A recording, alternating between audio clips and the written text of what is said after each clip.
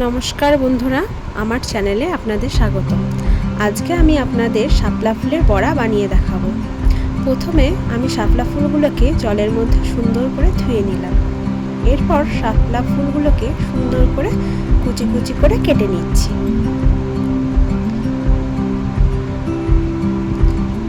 শাপলা ফুলগুলো কাটা হয়ে গেলে আমি সেগুলোর মধ্যে পেঁয়াজ, রসুন আর কাঁচা লঙ্কা দেব।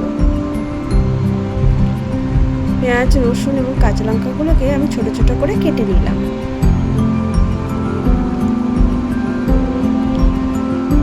এরপর আমি শাপলা ফুলের মধ্যে কিছুটা পরিমাণ ময়দা দিলাম। এরপর কিছুটা পরিমাণ সুজি দিচ্ছি যাতে শাপলা ফুলগুলো মুচমুচে হয় খেতে। এরপর পেঁয়াজ কুচি, রসুন কুচি, কাঁচা লঙ্কা কুচি সবগুলো এর মধ্যে দিয়ে দিলাম। পরিমাণ মতো হলুদ আর স্বাদ মতো লবণ দিয়ে নিলাম। এরপর সেগুলোকে ভালো করে মিশিয়ে নিচ্ছি। সামান্য পরিমাণ জল দিয়ে সুন্দর করে সেগুলোকে মিশিয়ে নিলাম। মেশানোর পর এটাকে আমি 10 মিনিটের জন্য রেখে দেব।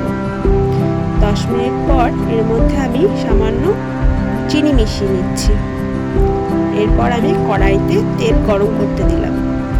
তেল গরম হয়ে যাওয়ার পর আমি এর মধ্যে আস্তে আস্তে বড়াগুলোকে দিয়ে নিচ্ছি।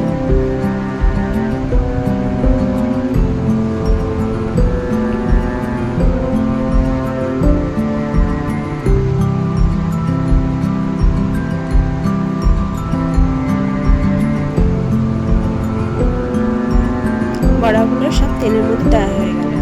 এরপর এক পিঠ লাল হয়ে গেলে সেগুলোকে আমি উল্টে দিলাম।